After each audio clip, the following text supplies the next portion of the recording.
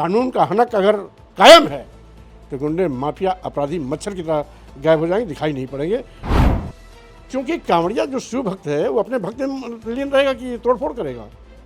ये कांवड़िए के बेस में सत्ता संरक्षण में प्राप्त गुंडे माफिया अपराधी हैं जो कांवड़ियों को बदनाम भी करते हैं और कांवड़ियों के बेस में गुंडागर्दी और दहशत भय पैदा करके ये अपने गुंडा राज की हनक जमाते हैं।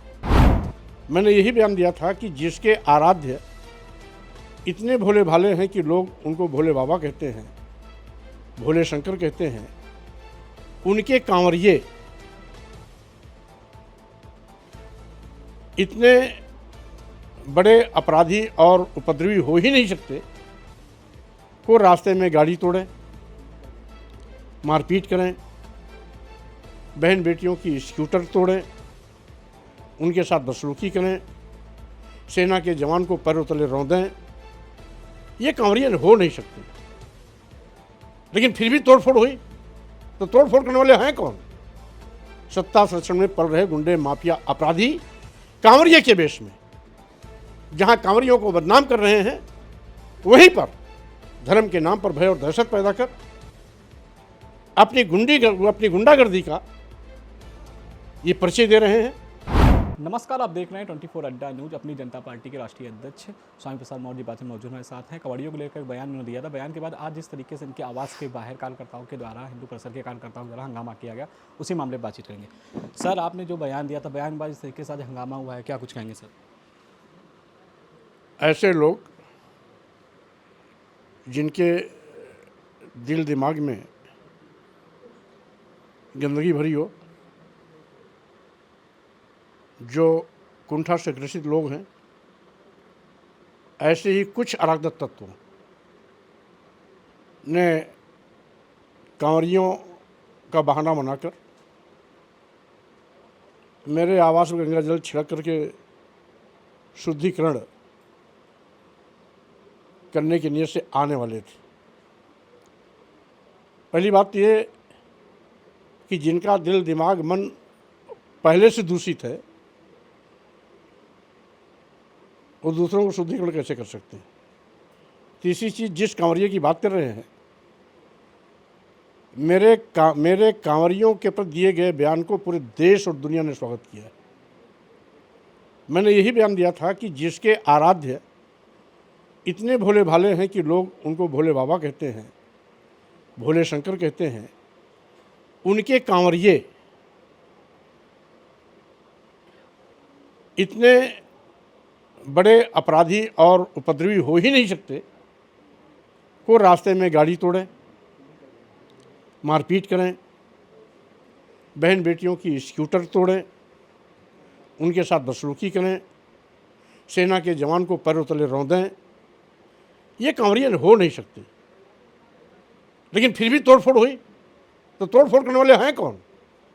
सत्ता संरक्षण में पड़ रहे गुंडे माफिया अपराधी कांवरिये के बेस में जहां कांवरियों को बदनाम कर रहे हैं, वहीं पर धर्म के नाम पर भय और दहशत पैदा कर अपनी गुंडागर्दी का ये परिचय दे रहे हैं।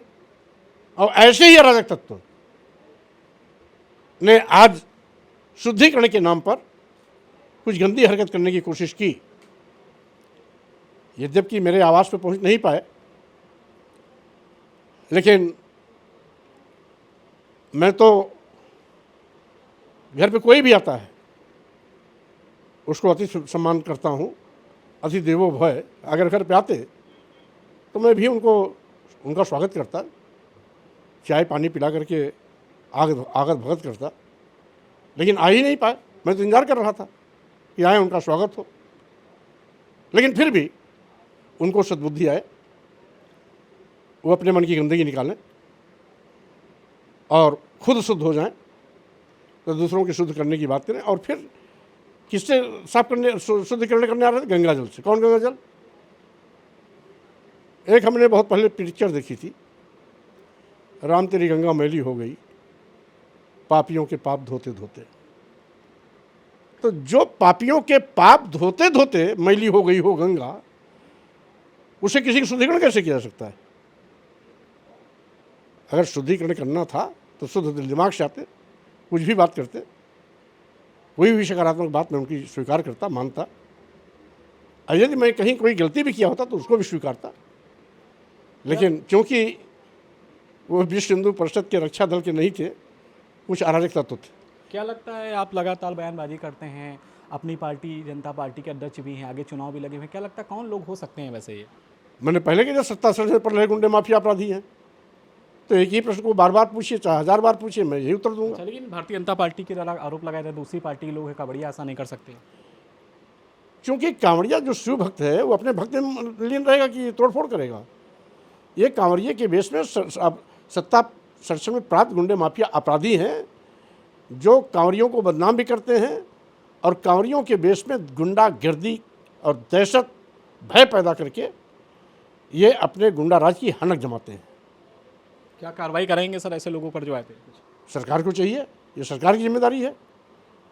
इसलिए अगर सरकार कानून व्यवस्था के प्रति जिम्मेदार जवाबदेह हो जाए तो गुंडे माफिया अपराधी चूहे के बिल में घुस जाएंगे। जैसा कि हम भी बसपा में 5 बार मंत्री रहे, एक बार भाजपा के साथ भी रहे, 6 7 बार मैं मंत्री रहा हूँ।